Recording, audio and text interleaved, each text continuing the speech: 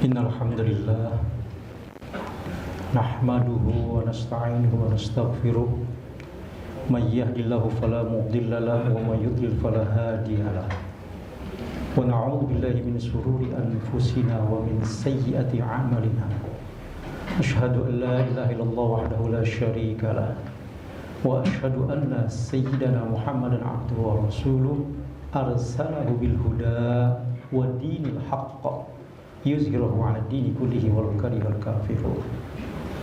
Allahumma shalli wa sallim 'ala 'abdika wa rasulika sayyidina wa habibina wa syafi'ina wa maulana Muhammadin sallallahu alaihi wasallam wa 'ala alihi wa sahbihi ajma'in, amma ba'd.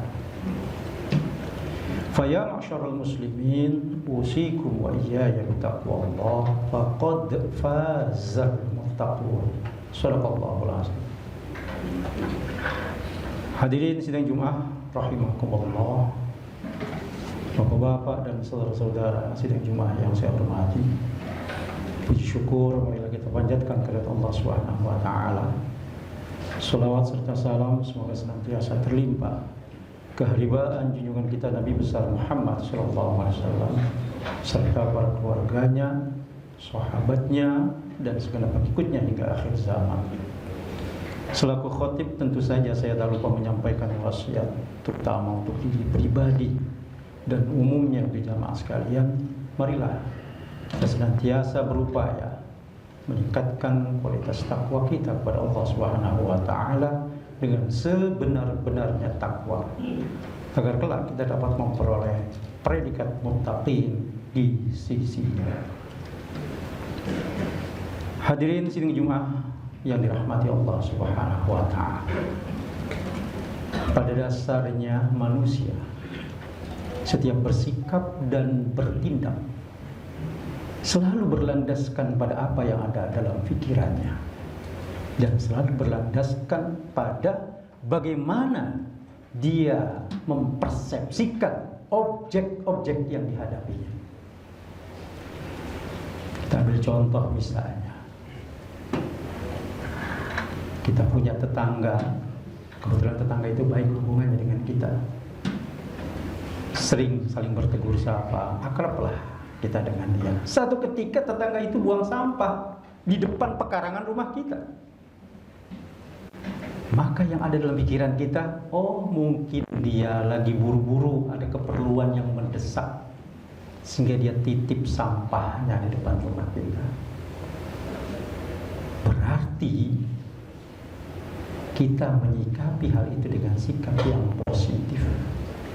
Kita bersikap husnuzon, berprasangka baik. Berbeda halnya dengan tetangga satu lagi, di mana kita tidak begitu baik hubungannya dengan dia. Cuma sikapnya cuek-cuek saja. Satu ketika tetangga itu juga buang sampah di depan pekarangan rumah kita, maka yang ada dalam pikiran kita, wah ini orang cari-cari masalah ini. Berarti kita menyikapi hal itu dengan sikap negatif. Kita bersikap suuzon, berprasangka buruk. Padahal pekerjaannya sama. Tetangga yang pertama dengan tetangga yang kedua sama pekerjaannya, sama-sama membuang sampah di depan pekarangan rumah kita. Tapi karena berbeda dalam mempersepsikannya, maka berbeda pula kita dalam menyikapinya. Dan ini bisa terjadi pada seluruh aspek kehidupan kita, di mana manusia dalam bersikap dan bertindak sangat bergantung bagaimana dia berpikir dan bagaimana dia mempersepsikan objek yang dihadapinya. Hadirin, itulah yang selalu digencarkan oleh musuh-musuh Islam. Itulah yang selalu digencarkan oleh orang-orang yang benci pada Islam, yaitu dengan senantiasa melakukan serangan pemikiran atau yang dikenal dengan sebutan ghazwul fikri. Ghazwu berasal dari kata ghazwa, perang. Fikri, pemikiran. Ghazwul fikri, perang pemikiran. Bagaimana caranya? Caranya mereka bongkar cara berpikir kita sebagai umat Islam. Sehingga pada akhirnya umat Islam dalam berpikir tidak selayaknya seperti cara berpikirnya seorang muslim. Dengan kata lain, kacau cara berpikir. Kalau sudah kacau cara berpikir, kacau juga akhlaknya. Baik akhlak terhadap sesama manusia maupun akhlak terhadap Allah Subhanahu wa Ta'ala. Dan ujungnya dia akan meninggalkan keislamannya alias murtad. Kalau sudah sampai pada tahap itu, maka mereka yang membuat serangan pemikiran atau ghazwul fikri.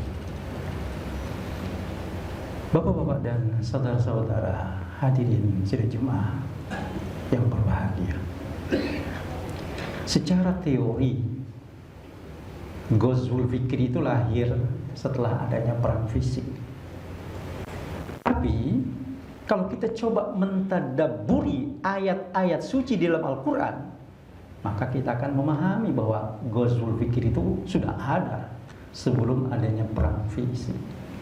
Dan itu dapat kita lihat kisah kakek moyang kita, Nabi Adam alaihissalam, seperti yang dikisahkan oleh Allah di dalam Al-Quran.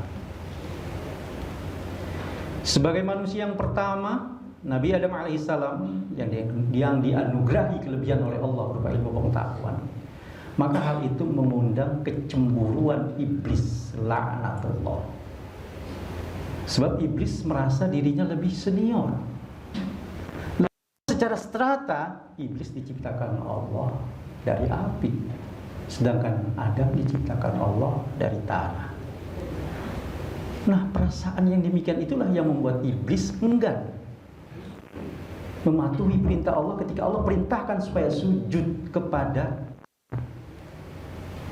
Padahal sebelumnya iblis selalu melaksanakan semua perintah Allah.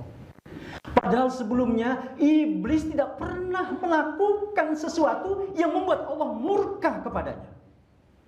Tapi keadaan itu berubah sekejap. Dalam waktu sekejap berubah cuma gara-gara ada kesombongan di dalam dirinya. Hadirin sidang Jumat rahimakumullah. Akhirnya Allah usir iblis dari surga. Adam dan Hawa tetap berada dalam surga, bahkan Allah mempersilahkan untuk menikmati apa saja yang ada dalam surga, kecuali jangan mendekati salah satu pohon saja di dalam yang ada di dalam surga. Dan itu diterangkan oleh Allah dalam Al-Quran yang berbunyi, wa qulna ya Adam uskun anta wa zawjukal jannah.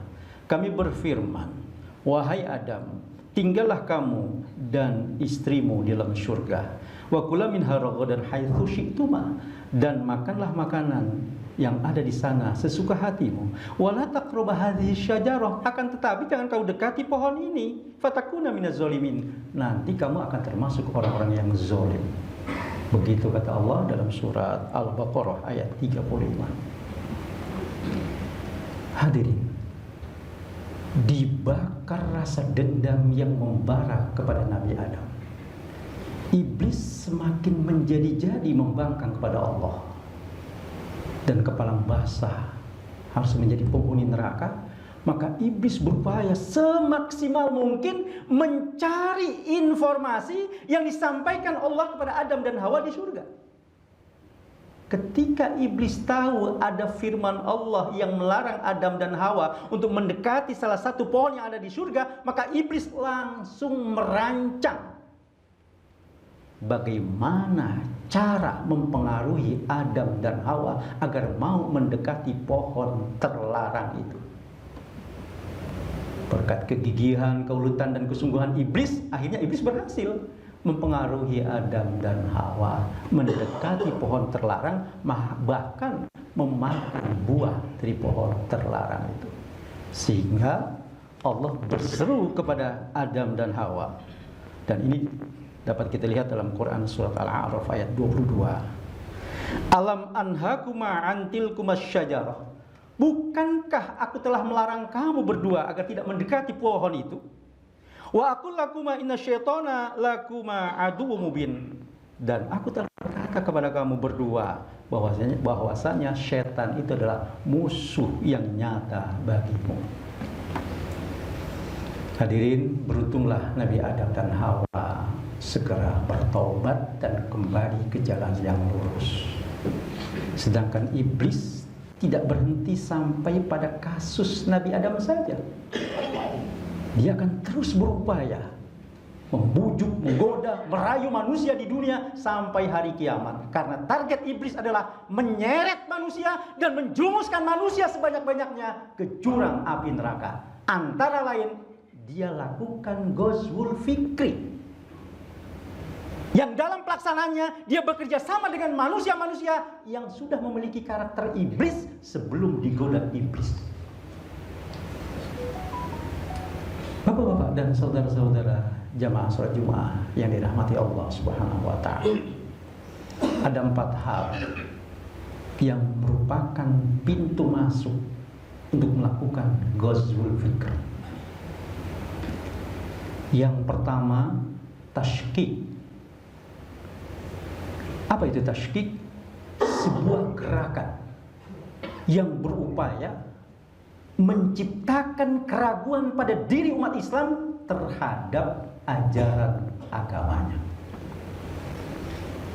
Caranya, mereka senantiasa terus-menerus melakukan serangan pemikiran dengan melecehkan kitab suci umat Islam, dengan melecehkan Nabi Muhammad SAW, dengan melecehkan hukum-hukum Islam yang katanya tidak lagi sesuai dengan tuntutan zaman, dan seterusnya dan seterusnya. Mungkin ada di antara hadirin yang masih ingat yang terjadi sekitar tahun 1988, di mana ada seorang penulis novel berkebangsaan India, tapi lama dia tinggal di Inggris. Dia menulis sebuah novel, kalau dalam bahasa Indonesianya berjudul Ayat-Ayat Setan. Dalam novel itu secara terang-terangan, secara belak-belakan menghina Islam dan menghina Rasulullah SAW. Dan masih banyak lagi contoh-contoh lain. Program yang pertama, tashkik. Program yang kedua, tashwih. Itu sebuah gerakan yang berupaya menciptakan, menghilangkan rasa kebanggaan pada diri umat Islam terhadap ajaran agamanya. Caranya, mereka akan terus-menerus melakukan pencitraan negatif, pencitraan buruk tentang Islam dan umatnya, sehingga Islam dikesankan sebagai agama yang kejam, sadis. Islam sarangnya para teroris dan seterusnya dan seterusnya. Hadirin, padahal seharusnya mereka sadar bahwa dalam menilai sebuah agama itu tidak cukup dengan melihat perilaku pengikutnya, tapi lihatlah isi ajarannya. Lagi pula, perilaku menyimpang yang dilakukan sebagian kecil umat Islam itu sangat-sangat tidak mewakili perilaku umat Islam secara keseluruhan. Hadirin, mereka bukan tidak tahu itu, tahu mereka. Tapi kenapa mereka terus hembuskan citra negatif tentang Islam dan umatnya? Itulah program ghazwul fikri yang kedua, tashwih namanya. Lalu yang ketiga, tazwib.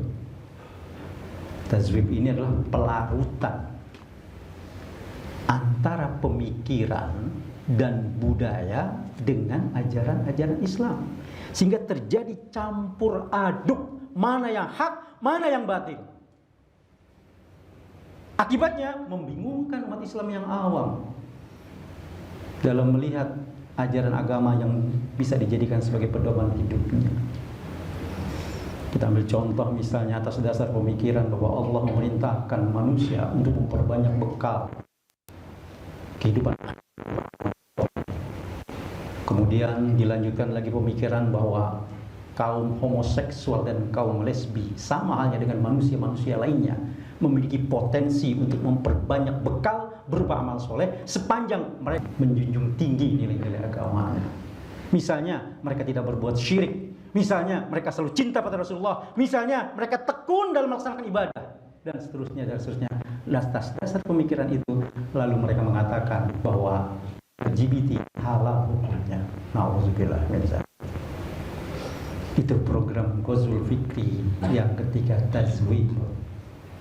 Lalu yang keempat, taghrib, yaitu mendorong umat Islam untuk mengikuti pemikiran dan budaya Barat secara langsung dan tanpa seleksi.